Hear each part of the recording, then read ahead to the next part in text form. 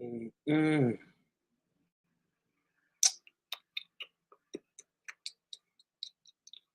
What's up, yo?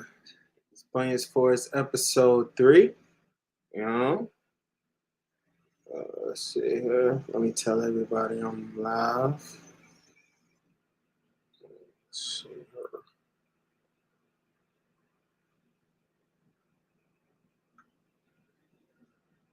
All right, cool.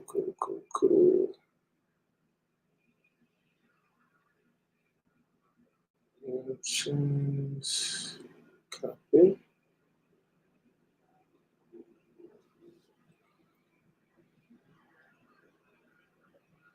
All right. Let me see if this trying to work. Here we go. Let's get it. All right.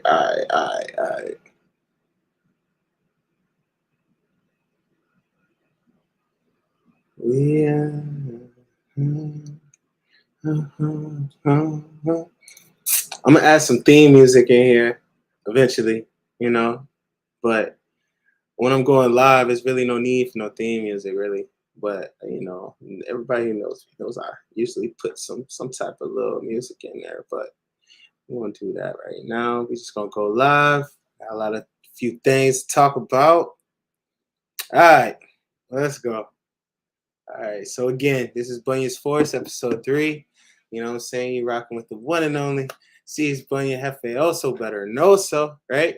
All right, today's title, you see it scrolling at the bottom. It's called Zion's Room. So, we're just gonna call it Zion's Room, and we keeping it moving, right? But before we can talk about Zion, before we talk about Zion, uh, and the other South Carolina boy. We're gonna talk about these NBA finals that's been going on. All right, so Jokic, that is the best player in the world right now, ladies and gentlemen. Period. Bar none, that's the best player in the world. That's him right there, and he's so unorthodox. You know what I'm saying? He looks, you know, it he looks unathletic. He moves slow. It's like he's plodding around. But man, when we talk about skill set, when we talk about the ability to just basically you know curate an offense, uh, especially as a big man, there's no one better in the game right now. There's no one better in the game, and bar none, he's a top 3 creator in the game. Period. Like period. And it's wild as he can do it both ways. He can score and he can pass the ball. He can facilitate the rock. So Denver is looking really good. They bounced back. They got a 14-point win in Game 3 last night. So they're up now in the series 2-1. I do feel like Miami's not completely out of it. They have to bounce back though. They have to bounce back. Bam, I'm starting to get a better appreciation of Bam for the type of player he is. He is a center. He is playing center at 6'9", so he's undersized. So I used to not used to, but I always want more from Bam. I always think Bam can give me 30, or 25 a game, and I'm mistaken. Sometimes he gives you 15, sometimes he gives you 18. It just depends. He's not a 30-point a game player. He's just not that. And for the Miami Heat, in my opinion, to be successful, he needs to give them at least 30. Like it's got to have. I don't know where they're getting their consistent points from. I just don't. The role players seem to have come back to come back down to earth a little bit. They've come back down to earth a little bit. They're still nice though. They're still nice. And boy Martin, he's dealing with an injury, so they're still good. They're all battling through injuries. Everybody out there is. So I mean, it's just I'm just glad we got a good series because at first I thought that Denver was just going to walk through them.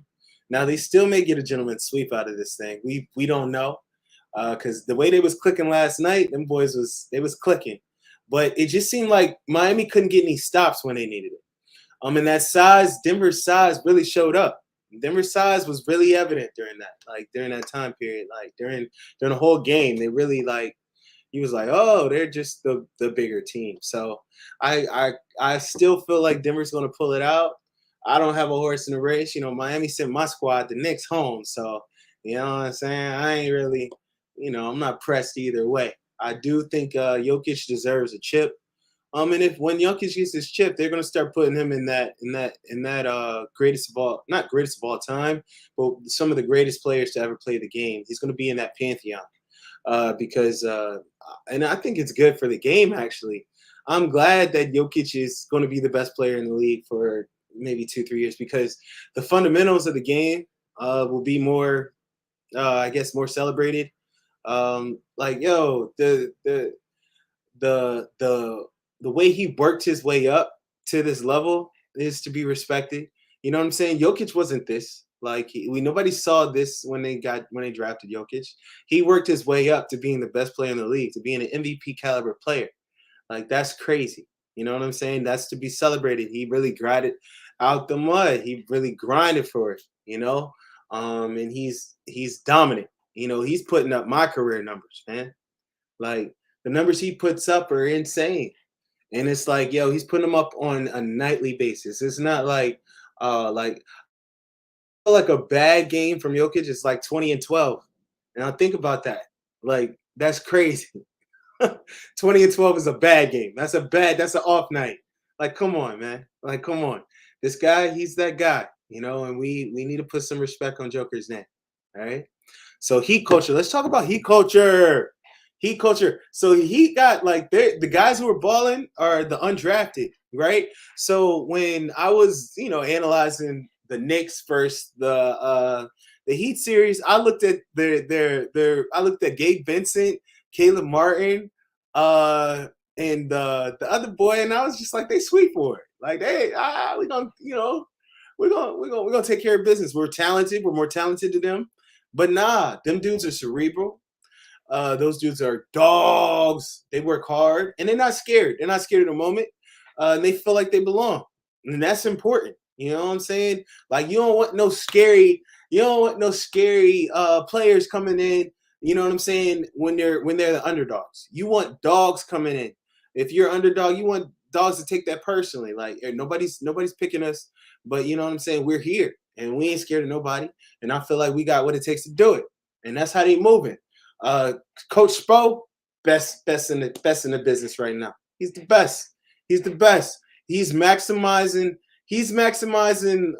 He's maximizing wins with versus the talent that he's got on his squad. You know what I'm saying? Those guys are undrafted. Nobody was expecting them. They were an 8 seed. You know what I'm saying? They had to fight their way in from the play-in. They've been playing, They've been playing meaningful basketball with their backs against the wall since what? Late April? Early May? Like they are battle tested. You know when people say they're battle tested. Nah, these jokers they battle tested. They really battle tested. So I got nothing but respect for them. Right? No matter how this series turns out. As long as they don't get blown out by 30, I got nothing but respect for Spo. And I feel like heat culture is real. I used to laugh at it, like heat culture. But nah, it's real. It's real. And like I was saying last episode, it's wild to think where LeBron's career would be had he stuck it out with Pat Riley and Spo. Cause man, like one thing Pat Riley gonna do is he gonna put them players together. He gonna put that puzzle together. Like he's not gonna have it's not gonna be no hole on his team. None whatsoever. Like he's not gonna tolerate no diva behavior. And hey, Bron, of course, you know what I'm saying? He got that one back in Cleveland, and that Cleveland chip is worth 2. So again, Bron, he was validated in his decision, but it's just in a what if world. Like, wow, Bron with the Heat, if he would have just stayed, man, I think he has 6, man. I'm not gonna lie. I think he has 6 rings, right? So, all right. So Pat Riley, in my opinion, like he's a modern day Red Auerbach. Like for real, like he's coached and been dominant. You know what I'm saying? And he's taken over a franchise. And he's imprinted his personal philosophy onto the said franchise. And now the franchise basically it moves like an extension of him. You know what I'm saying? There's only one Pat Riley. So uh the Pat Riley doc should be amazing whenever it comes out. But just because like that's a legendary guy. The stories about Pat, the recruitment stories when he tells them to come down to Miami, like just setting the rings on the table, just all the quotables, just the whole attitude, and never say die. The first one, one of the first coaches to say no, like I'm good enough to where I should have some equity in this team because of what I'm bringing to the table. Pat is that dude. He's a trailblazer. And yeah, man, I wish he was still with New York. I wish he was still with the Knicks. The reason why he's not with the Knicks is because we ain't give him equity in the team. But hey, man, we're the Knicks, man. It's all good. It's all good. It's all good. We're the Knicks. It is what it is. But hey, all right, let's move on. All right. So Dame time. It might be time for Dame ass to leave, man. He might be up out of Portland. He might be packing up. It might be time to be packing up the boxes and the moving vans and to get up out of there, man. It might be time. Cause Scoop, it's looking like Charlotte is reportedly they're gonna draft Brandon Miller. So, you know what I'm saying? It's looking like Scoop in Portland. And hey, man, if you're Portland, and if you're almost like if you're any team now, if there's a dominant or there's a young player in the draft coming out who you think can be dominant and can be that superstar caliber player, and you have an aging veteran who's making a lot of money, it's going to be more than likely that guy gets shipped for draft capital to not just draft capital, but for personnel to surround the incoming young star. And I think that might be the way that Portland goes about it. You know what I'm saying? Because look, if you got Scoot out there at point guard, you can move Dame, you can get a king's ransom for Dame, and then you already got Anthony Simons out there. You got some young talent out there. It might be time to start the rebuild. You know what I'm saying? You let Dame go. You let Dame go somewhere and just, you get a big package back for him. And that's the way you start building your team. Because honestly, and the new CBA, that's going to be real, man. That's going to be pickle. That's going to put a lot of teams in, teams are going to have to make them hard decisions, man. And a lot of guys, basically what it's going to do is it's going to destroy the middle class of the NBA. Why? Because each team will only have enough money and it will only be incentivized to pay two top players, like the max. So you're talking about two players that'll be getting paid between 30 to $60 million a year, right? And everybody else is going to have to get in where they fit in. You're talking about, you know what I'm saying? You're talking about 20 million, you're 10 to 20 million. So that's your third best player. That's going to have to be okay with that. So, hey, and they're locking in these deals for long periods of time. So that's why the Warriors, man, they're gonna have to make some tough decisions too, because nobody's gonna want to have to pay these aprons that they got going on as far as the CBA and the taxes on these teams that they're putting out. Yikes, man! These enhancements, they're not gonna be wanting to pay that, man. They're not gonna be wanting to pay that because it won't make sense. It won't make sense. So you're gonna have two. You're going to have two stars, right? You're going to have two stars, and then everybody else is just going to be like, ancillary pieces. So, hey, this might be good for the league as far as like the competition that we see, because you'll have guys that, guys who are not supposed to. You see those guys out here that they're making like $35, $40 million a year. You're like, how the hell? You know what I'm saying? He's like the seventh best guy, sixth best guy. Those guys are going to be making like $20 million now. Like they're not going to be making that much bread. They're not going to be able to command that.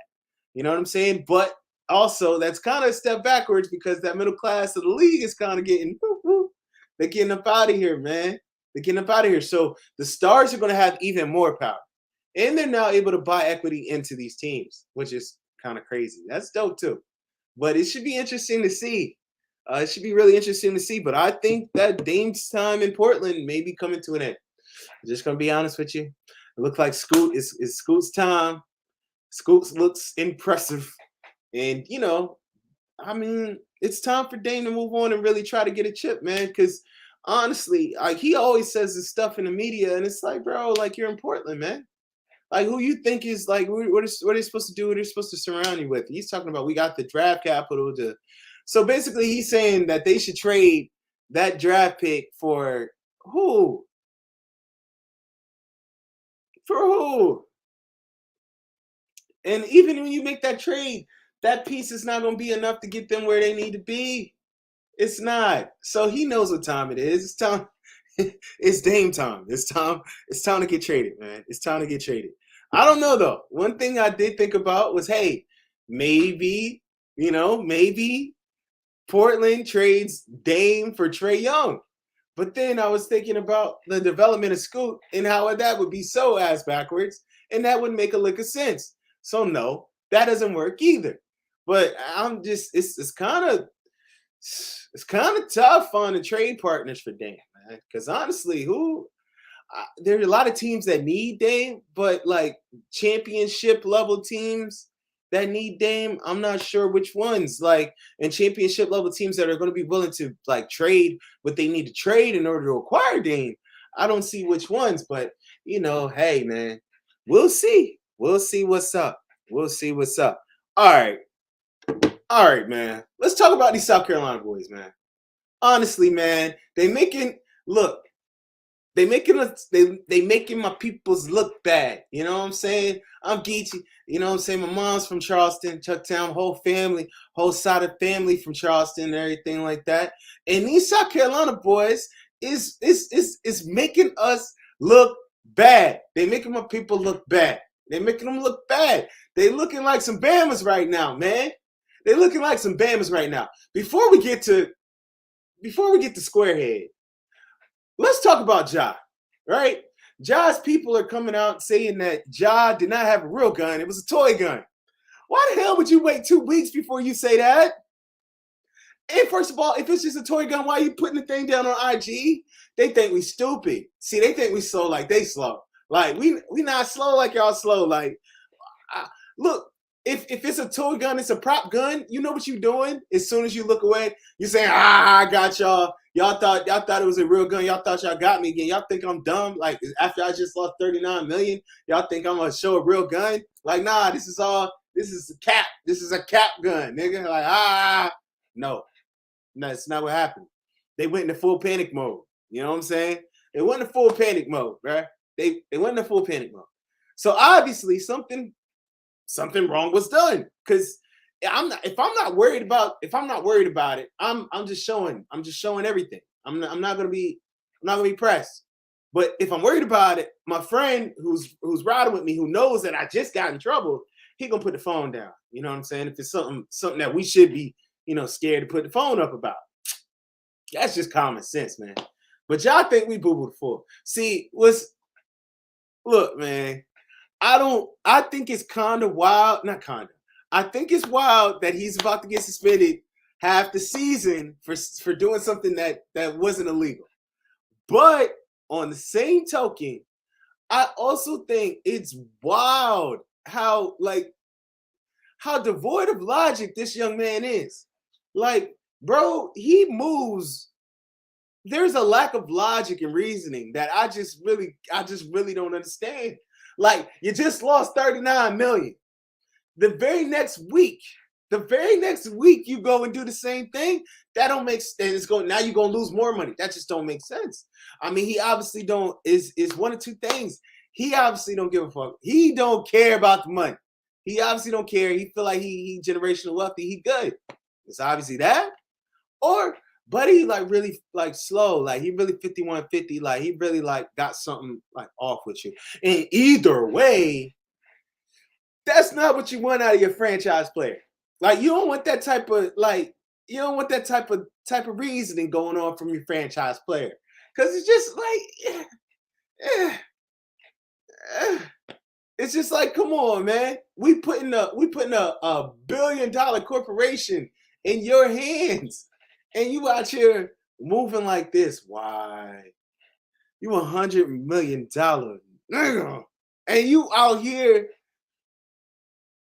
like, come on, bro. You out here moving like you out here moving like, you know what I'm saying? One of the youngins with the, you know what I'm saying, the lighter holder with no belt. Like, come on, brother. Like, you know what I'm saying? The ones that, you know what I'm saying, they used to be at the store. Like, hey, yo, OG, you know what I'm saying? You can give me some backs, you can give me some backwoods, OG, yo, OG, da, da, da. Like, yo, like, nah, take your ass to school. Like, yo, that's how he moving. It's ridiculous. He needs to do better. He has to do better, man. He has to do better. All right, like it is what it is. He's got to do better. I feel like they not gonna suspend him a whole season because the NBA PA they not having that. They're not having that. But I feel like a half season they're gonna ban him, and it's just gonna be is what it is, man. It's just you know what I'm saying. He is a habitual line stepper. He's a habitual one already. A habitual line stepper, man. He gotta tighten up, man. Tighten up, man. All right, dog. We going on to Zion. SpongeBob SquareHead. That's who we talking about. Zion. I had so much hope and I had so much faith that he was gonna be the next one. I just knew it. And he still might be, but it's looking shaky, man. He's had a horrible season. He's had a horrible season due to injury, not due to his talent, but he's had a horrible season due to injury. He can't rehab. He's had setbacks. Then he's talking about he got mental issues as far as feeling like himself, which is normal, especially when an explosive player like that, right? And then in your offseason following that very, because players were unhappy. Like CJ McCollum was talking, players was a little bit unhappy that he ain't come back for the playoffs and that he ain't help him out. So you're dealing with that. You know what I'm saying? Teammate chemistry grade got to be like 50% right now. It's tough. And then you roll into the offseason into scandal. Like scandal. Shorty. All right, first of all, congratulations on becoming a father. That's awesome. You know what I'm saying? That is great. And there's nothing wrong with that. I am not going to sit here and judge this young man for, I just think it's just kind of wild. It's just wild, bro. Use $100 million man. And like, you know what I'm saying? We can look up and see your baby moms like beating and dog walking the shorty with the titties out. Like on Twitter. We can just look that up. It's just kind of crazy. You know what I'm saying? It's like, well, I don't know, man. It's just kind of wild. It's just titties ain't never hurt nobody. So I ain't trying to judge a titty. I'm not. Everybody like titties. I'm just saying it's kind of wild. I could be like, yo, that's Zion Williamson's baby mama right there. Them those titties.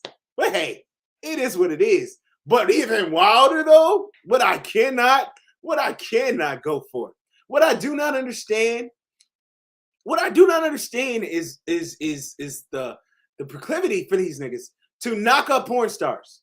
That is wild. It is crazy to me.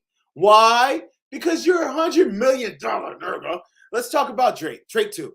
You're worth hundreds of millions of dollars, and you sharing box with the common man. That don't make no sense to me. You got to get exclusive rights, pussy. Like, this is really ridiculous. I don't understand being Eskimo brothers with you, Zion Williamson, and you Eskimo brothers with Boosie. With Boosie. Boosie badass. Like, Boosie a legend, but God, like, Boosie ain't no franchise player. He ain't no face of the league. But y'all intertwined with the same women. That's just weird. And this is all because he's game goofy. First of all, he's never been with attractive women before he got money. It's obvious. It's painstakingly obvious. You know what I'm saying? He was a milkman. He was a milkman before then, and there's nothing wrong with being the milkman. I support love, find love wherever you find it. But I'm just saying, he was a milkman. He wasn't ready for the, you know what I'm saying, for the game. He wasn't ready for that. And he stepped out in them deep waters, and them sharks ate his ass up. They ate his ass up. They ate his ass up. That's a lifelong, that's lifelong connections you got there, my friend. And Shorty, who's the porn star, she's a bird. She's a bird. You go on Twitter, she's a bird. Like, she's a bird. I just don't understand it. There are so many fine, badass doctors, lawyers, business women. There's so many of them out here in this world. There's just so many of them. I don't understand knocking up women that you see on IG, bro. Like women whose ass you can see on IG, bro. That's just kind of wild to me.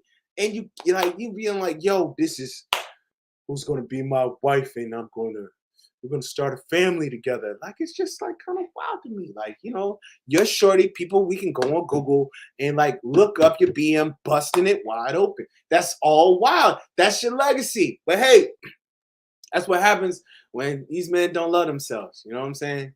Hey, he just don't, you know what I'm saying? He doesn't find value in himself. He $100 million nigga, and he don't value his seed. What? Yo, what? I ain't had no kids right now because I value my seed. And I ain't on $1 million man. I just ain't that. So I just, you know, but I was raised with morals and principles. His father should have definitely instilled in him, son, this is your lifeline. This is your legacy. You can't just give this to anybody. Yo, he should have. I'm just saying. And there's no judgment. The kid is still young, but he's looking. It's looking crazy. That stock.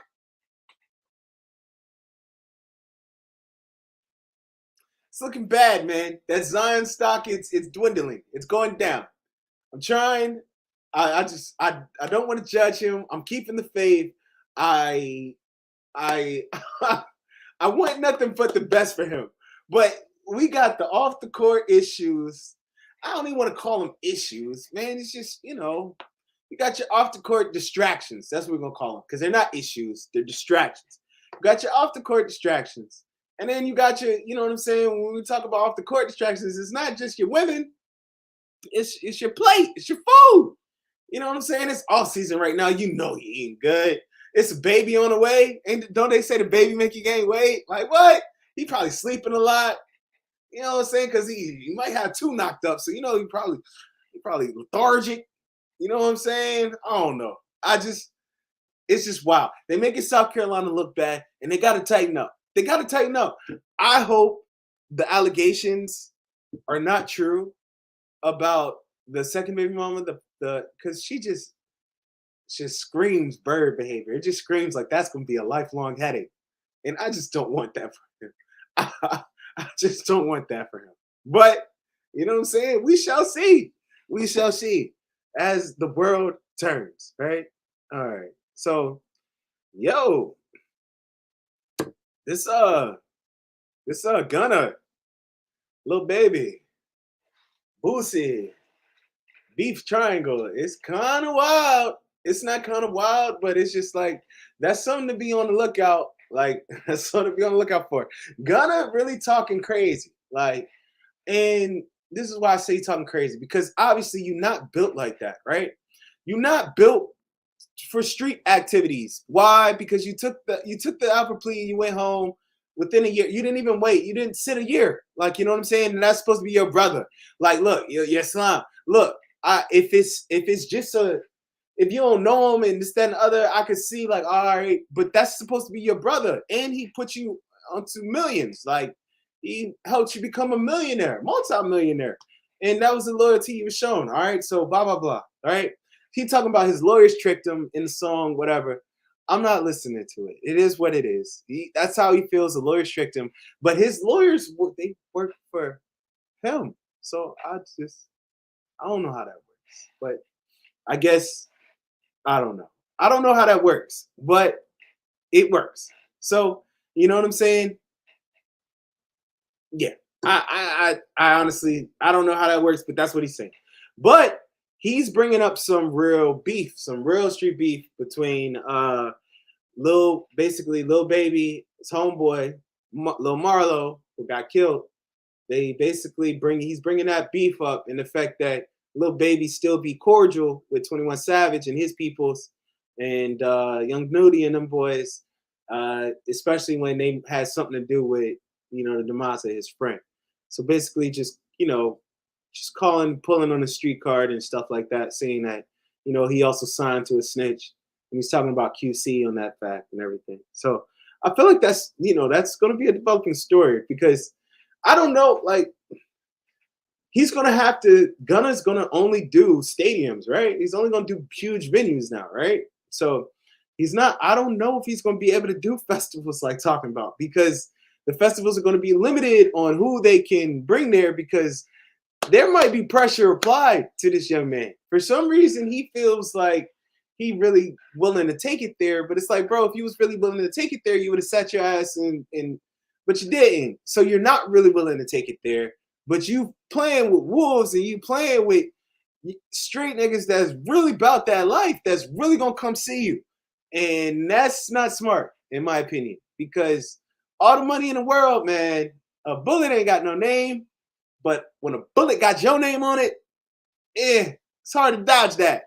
That's all I'm gonna say. Somebody wants you, they can get you. And I don't know. Niggas be acting like he the president or something, like he just like like he can't be touched, and I just don't agree with that. I don't know, but we'll have to see. We'll have to see, man. We'll have to see. I just think it's kind of. I wouldn't have done that. I would have came up if I was gonna. I would have came out. I would have been doing pop songs, dub smash. I would have been. I would have been doing that flow rider type rap. I'd have been doing all that shit. I would not be talking to the trenches. That showed I wouldn't be doing that, especially when I'm I want to be cute nigga ass like that. Like, I'm trying to be, I just want to be cute. I like to get jiggy. Like I like to be fly. That's what you like to do, bro. Do what you like to do. You out here trying to save face for shit that you did, knowing that you not built like that and the way that you trying to portray. And you talking about sending hits. Ain't that how Lil Marlo got killed? Yeah. Okay. I digress. Anyway, man. All right, let's move on. Oh, Azalea Banks. Come down to the altar, sweetheart. Come down. No, in matter of fact, she don't need to come down to the altar because she do witchcraft and stuff, so I shouldn't say that. But Shardy, what's wrong with you? And look, I understand, like, don't play my God, don't play about me, or my ancestors, the universe don't play about me. I'm really tapped in with I understand that. But bro, for that reason, the reason that she gave, that's the only thing that I have, like, damn, Shardy, you went onto because you went onto a show that is about clowning and you got clowned, but couldn't take the clowning. That the comedian who clowned you, his wife, or not his wife, but the mother of his children deserved to die because of that. That's Stretch Armstrong. That's fucking crazy. That's nuts. She's crazy as cat shit. I'm sorry. If it would have been something deeper, then I would have been like, hey, shit. Like, if he would have like tried to stop her bag, if it would have been like hateful stuff, I could have seen it, but there was no hate involved in that. That's crazy. That's wild. That's wild.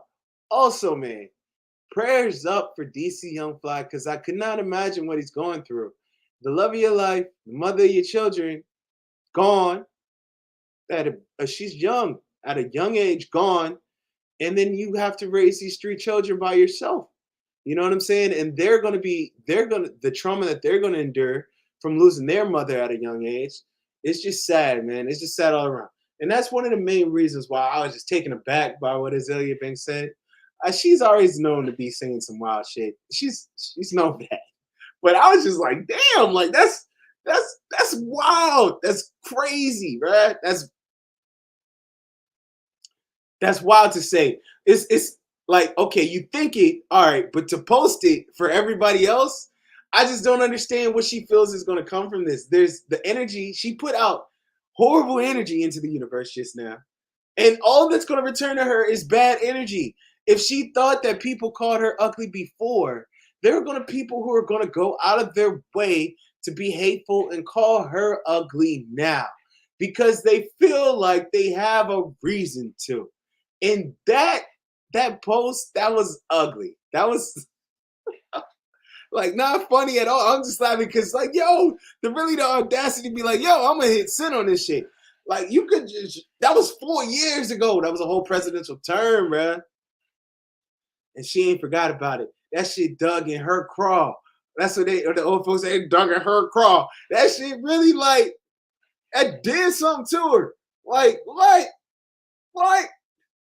Everybody done been called ugly before. Shit, even when you're not ugly, you gotta know you're not ugly. But see, when you think you're ugly, that's when it turns. That's when it turns. That's when it gets sticky. That's when it becomes a pickle. When you think you're ugly. And she needs to work on her self-confidence. That's all I gotta say about that. She gotta work on her self-confidence. If that she really broke down because of that shit. Like she was crumbled, it crumbled her. I don't know, man. She got 3 million plus monthly listeners. Like she's doing her thing, but she can't get out her own way. She'd be way bigger. She'd be way bigger if she just went nuts, man. And yo, it's crazy that Russell Crowe spit in her face. Like now I can see why Russell Crowe spit in her face. Also, I don't excuse it. He should still get snuffed out for that. But I can see how it can get to that point with some of the wild shit. She could be saying some wild. I just feel like I want to know. If I could be on the fly on the wall, I want to know the wildest shit, like top 10 of the wildest things that she said. Because they be disrespectful. She be talking like she got squabbles. She be talking like she got squabbles. Whoa! Speaking of people talking about like they got squabbles. Chica versus Zanique. Yo, Chica. So Chica, those of you who may not know, Chica's a very talented. She's a very talented musician. She's a singer, right? So she was on a plane, and she was on a plane with babies, right? The babies woke up and they started crying, and she just started tweeting some wild stuff about the babies and about the mom, right? So boom, boom, boom. Come to find out, because she goes viral on Twitter. Come to find out, the person she was talking about was Zanique, who is T.I.'s daughter, right? So she really don't mess with nobody. Stay low key. I ain't heard nothing bad, nothing too crazy about her, anything like that. So she comes out. The wild thing is, Zanique says that she was on the plane with her and she ain't had none of that energy. That they would laugh, she was talking to her and all that stuff like that. Another report of a witness who was there said that Chica smelled musky. Chica smelled musky. Said that she smelled like fish and chips. Said that she smelled like the wharf. She smelled like ass soup. That's what they said. That's what reports are saying. Now, Chica refutes these claims and says that she washed 30 minutes before she got on the plane. If those reports come out to be true, 30 minutes of elapsed time before you get funk, like before the funk meter gets to critical mass, is kind of crazy. It's kind of crazy, But see, I could see it if she's a perspirer, she's a perspirer, she's a heavy sweater. That could happen. She got swamp ass. She might have got swamp ass. And she'd be nervous. It's always the ones that be talking all that fly shit on the internet. Those are the ones that be like nervous in person and jittery in person. You know what I'm saying? They're real uncomfortable motherfuckers. That's basically what they be like. And she gives off uncomfortable vibes. Like she be uncomfortable in her skin type shit. I think she does. But even though she doubled down and said it's still fuck them kids. All I'm saying is, you say fuck the kids, you gotta have squabbles. And you can't be coming to social media talking about you feel like unaliving yourself. You know what I'm saying? Every time people check you. But then the next day you talk about it's still fucking kids. All right. So when somebody run up on you and beatbox your ass after your show, You can't be upset about that. You can't. You cannot be upset about that.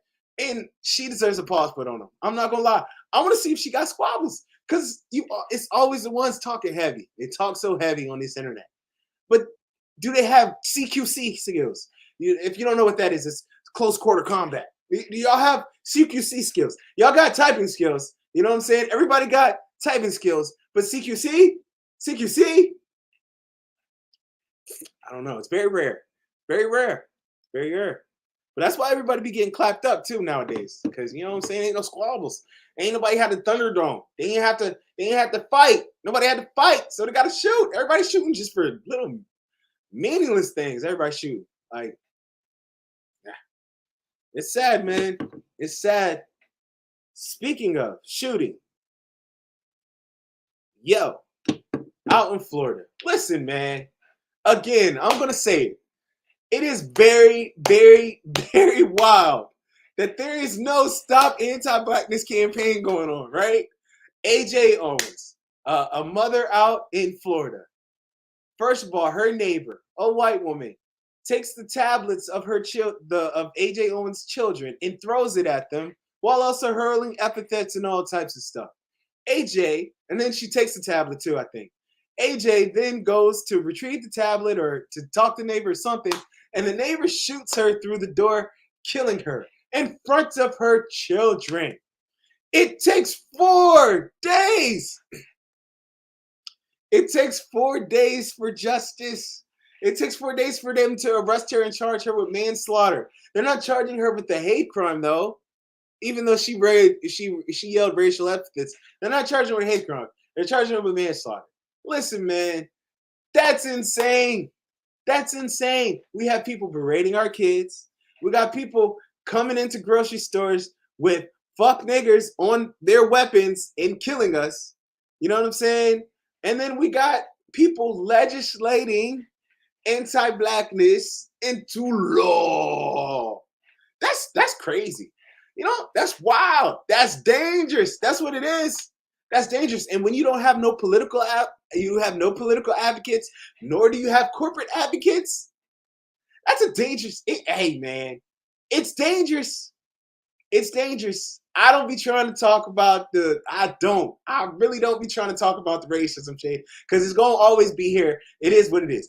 But stuff like that, like the blatant anti-blackness, especially when we're signing bills, rightfully so, for anti-Asian bill, and then we just like last week signed an anti-Semitism bill, rightfully so. We're doing all this stuff, but why are we not doing anything for the black people? Especially when the person who's in office right now told black people that they wasn't black if they didn't vote for him. So it's kind of wild, man. Y'all ski week queen, she ain't really saying nothing either. Ski week, she ain't really representation. Hey, man, it's kind of wild. It's just kind of wild out here. But hey, we're gonna move on because it's wild. It's just like we have no advocates. We don't. But the thing that's most frustrating is people will act as if that's not true. There's all these coalitions and everything like that. But who is advocating for black people other than black people? Like, and we're not talking about like sparse, like here. I'm talking about what group comes together and just advocates like we do for every other group. And that's unfortunate. That's the thing that you want to see more of. But unfortunately, you're not seeing that when it comes to black people. It's kind of nasty. It's, and I'm not crazy guy or anything, tinfoil kufi hat guy. But if you look across and you look politically, it is absolutely wild how much care and how much funding and how many resources we are giving to people who are not citizens of this country before we give to people who are actually from this country, who are actually citizens of this country. And these inner cities where all this crime is going on, where people be like, what about Chicago? They are living in squalor, bruh. They are really living in war zone. There's no food at the crib. You got babies raising babies, bruh. How is that going to change other than resources? That's all I ask. How does that stuff change other than resources? And if we don't demand and we don't ask for resources, how are we supposed to advocate for change? And I don't know. We're just supposed to act like it's not existent? Supposed to act like it's not happening? That's strange. That's strange. And I don't feel like that is conducive to change. But hey, that's just me. What do I know? All right. All right. So, young world. Young world. So, this is for the youth, this story, right? Let's wrap it up. All right. Out in Virginia, out in Richmond, all right. Huguenot High School, which is a big high school out there. There was a shooting. And in this shooting, an aspiring rapper and his father were killed, along with his 9-year-old sister who was ran over. She wasn't killed, but she was ran over, uh, fleeing from the shooting. So, all right, when you go through this kid's music and everything like that, he's a drill rapper, but he's talking heavy. He's talking about ops who, you know what I'm saying? He running up on who, you know what I'm saying? He's naming names and everything like that. The kid who killed him, or the suspected of killing him, was in an interview with him when they were interviewing them about, like they were both headline artists at a show, and they were interviewing them about the music scene down in Richmond. And yeah, so they knew each other, right? All I gotta say, man, is youngins, bro.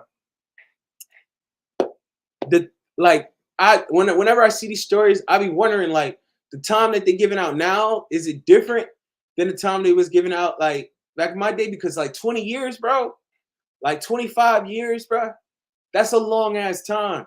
And a lot of them are not built like that. You go inside, you go inside them prisons, bro. That's Gladiator Academy, bro. It's no pussy in there. And when I say it's no pussy, it's figuratively no pussy, but also it's this only the strong survive in there, bro. And these kids, a lot of them come in, they be like 130, 140 pounds soaking wet. Like, bruh, they not really built for it. They can't squabble. You know what I'm saying? That's why they be shooting. And it's just like, yo, I'm thinking about the 9-year-old daughter. Like, she lost her brother and her father at a graduation that was supposed to be like one of the happiest moments of their life, right? She lost both of them at this. Like, she's gonna be forever haunted, and she got really seriously injured. She's gonna be her lifelong. That's lifelong trauma. I'm thinking about that, and this is all because when you young is out here beefing, right? Just understand what come with it, please. Like, you know what I'm saying? Understand that. And it's not just the lack of safety for you, it's the lack of safety of your loved ones. Because undoubtedly, this man's father probably tried to step up and step in and protect his son, and that's why he lost his life. All because this nigga, all because these young niggas beefing over what? What are they beefing over? Dumb shit. And it's be like, yo, if it's about money, if it's about some money, bro, I can understand it. If this youngin been out here stepping, if he took somebody else's life, I can understand it. But if this is over music, if it's over social media shit, it's cornball shit. It's corny. And we gotta stop glorifying it, bro. And it be these civilians, these pedestrians who be the main ones gassing it. I remember when Vaughn was out in the boys, you're not from 63rd. All y'all was singing that shit. Y'all green asses. It's talking about y'all, there's real bodies behind it, but it's all trivial. It's all trivial until a white person do it. Then it's, oh, this shit. Nah, bro, that's corny. And all I ask youngins is like, look, if you going around, right, and the only trauma you inflict is against your own people in your own neighborhood, against people that look like you, right, your own community, how are you not a tool of white supremacy? Like, that ass, bruh, the CIA won. They really won. You know what I'm saying? They took all the chiefs, the CIA, the FBI, they took all the chiefs, all the gang leaders, the real leaders, the men's, they took them out. And now it's just youngins running. It's just roaming chaos. They don't stand for shit, sliming each other out. It's all that. It's all that. It's nasty. And at this time, we can't afford to lose no young soldiers, bro. We need y'all to be getting jobs. We need y'all to be getting careers, not jobs. Because niggas be happy about jobs. No, bro. You need a career. We need trades. That way you can start businesses. That way, if you got a trade, you always make money, bro. Like, you're forever. You don't have to ever worry about anybody being able to talk to you crazy or being able to hoard your financial prosperity over your head. And black people need to be honest about the corporate structure in this country and how we assimilate in it, but we're not gaining a lot of benefits from it. The main thing that we get from it is the benefits, but especially down south, it's a it's a plateau. It's a black ceiling. Now, everybody want to stun and act like this, it is what it is and it ain't what it ain't. But them BLS numbers don't lie. Them BLS numbers don't lie. And all y'all not trappers, all y'all not scammers, all y'all not getting it like that. So cut it the fuck out. At the end of the day, bro, we need to have some type of principles being established. And we need to be focusing on community because ain't nobody else got our back but us. So we don't have time to be warring with each other over trivial shit. Again, when it's about money or when it's about, like, you know what I'm saying, like blood that's been lost on family and loved ones, that's all up in the air. I ain't got nothing to say about that because I can see how things get out of hand with that. But when it's about social media shit, when y'all beefing over clout, dying over clout, like them niggas, yo, we put the H in homicide, them niggas. Like, you seen them, bruh. Everybody talking, y'all talking on these apps like the government don't got access to these apps. I just really don't understand it. It's like, what the fuck are we doing here, bro? And honestly, if that's why I call it crash out culture. Because y'all just want to crash out is because niggas don't want to do the work to grind. And that's why, you know what I'm saying, slime this, slime that, backdoor this, backdoor that. Niggas want to do the easy way. Everybody want to go the easy way. Nobody want to grind. Niggas talk about they get it out the mud. Nobody really wants to get it out the mud, though. Nobody really want to start from the bottom and build something. Why? Because that shit takes years. It takes commitment. It takes time. You know what I'm saying? It just is what it is. Now, we can glorify everybody, glorify like putting that shit on and all this other bullshit. But meanwhile, nobody ain't got no type of civic responsibility embedded in them, man. Nobody feel obligated to the youngins, teaching them nothing. Nobody. Niggas. Rare. Very rare. Who feel obligated? Like, yo, it is my duty to help the younger generation. Everybody thinking about self. And that's what's going on. That's what's happened. We don't look at each other as a collective. It's everybody out for themselves. And that's what it is. That's basically what it is, man. So I say all that to say, youngins, right? Please, if it's not about no blood being spilt, if it's not about no money, please talk it out. And yo, that sound crazy when we say talk it out. But it's like, no, you gotta be like a real man to talk shit out. Like, you know what I'm saying? Real killers talking to real killers. Like, bro, that takes, you gotta have heart to do that. It's easy to just, you know what I'm saying? You waiting in the cut until his back turned and all this other stuff like that. It's hard to be in the same vicinity as nigga and be like, yo, what's the issue? This, that, and the other. What we going, you know what I'm saying? What can we do to solve this issue? Somebody saying to somebody's face, we ain't gonna solve the issue. That's a lot harder. That's a lot harder, man. That's a lot harder. And if it's up for, like, you know what I'm saying? It's a lot of times, man, a lot of these youngers be thinking they bullies, man. And this is what I say all the time. Everybody a bully. You know what I'm saying? To bullets into their hoodie. That's all I gotta say. You're not a bully. You're not a bully. Everybody who think they a bully, they always find a match. They always meet their match. Everybody who is always looking for it, and we can, again, not to I want to let the dead rest, but to bring up Vaughn. Vaughn got killed because niggas was scared of him. He was squabbling. He was a bully. Everybody who will bully always finds and meets their match. That's all I gotta say. So while y'all out here talking and y'all doing these things and y'all writing a check that y'all ass might not want to cash, just think about getting real cash, man. Think about getting some real money. Start looking at these young bosses, man, and what they getting, like what they doing. Everything that you want to do in this world, there's a blueprint for. You know what I'm saying? You just got to follow the right blueprint. And at the end of the day of mine, because like I have like mentorship and I do youth activities and all that stuff like that, bro. I don't chase none of these youngins, bro. They have to make the decision to change. They gotta want better. Because see, the reason why they out here running wild is because there's a lack of accountability. Like when we was in, like, yo, when we was doing the stuff that we was doing, we was like 13. And we knew. We knew. You know what I'm saying? We knew what it was. I had a homie that was like 15 that was prepared to lay it down. You know what I'm saying? He was prepared to do 20 years. He would prepare his mom for that. And a lot of these youngins is not built like that. So they shouldn't be out here moving the way that they do. Because at the end of the day, we just giving money to this system, bro. Nasty. Thug, bro. He made that generational wealth. All that money is going back to them people. Oh, because he want to slide and press the green light for a rat.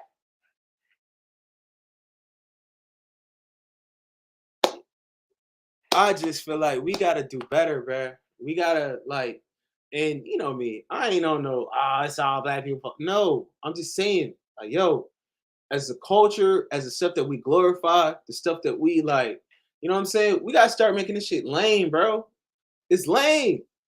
It's lame because we causing trauma. These youngins causing trauma and they crashing out. And they matter, bro. These youngins matter. We need them here. They are our future. How many leaders in the cemetery right now, bro? I wonder how many young leaders we done lost, bro. You know? It's just kind of crazy when you think about it, bro. It really is, man. And I'm really passionate because I want the best for the youth. Because like they literally are our future, bro. They really are, you know. And there's greatness within them. There's untapped greatness within them, man. We just really gotta cultivate that and really like push that out of them. It can't just be the good kids who you can see who are, oh, they're on the college track, this, that, and the other. We don't need to give up on the ones that like, hey, they might not go to college, they can be in trades. They can start their own businesses. They can get certifications. You know what I'm saying? This is what it is, man. And I started like a book club and everything like that because I got a homie in St. Louis. Like she's saying, graduating seniors can't read a paragraph. Like South St. Louis, these are places where it's black people, where it's just us. That shit not gonna happen in a white. They're not gonna let that shit happen out there. But in these inner cities, in these communities where it's just us, it's okay. That's what's going on right now. That's what's happening. Like we gotta focus on that. We gotta focus on that, man. All right, but yeah, I'm about to be up out of here. I gave you guys like almost an hour stream. I'll be busy and whatnot, but it is what it is, man. Gotta come holler at y'all. Again, this is Bunyanz Force. It's your man Ceez Bunyan. FAOso, better know so. Make sure you tap in with me, follow me. Make sure you follow me on YouTube. Type in Ceez Bunyan, you'll follow me. You'll find me, and also follow me on IG at Ceez Capital in real life. I'm on Twitch as well at YCG Holdings. You know what I'm saying? Tap in with the bear, man. All right, remember always curate your habitat. Go hunt. All right.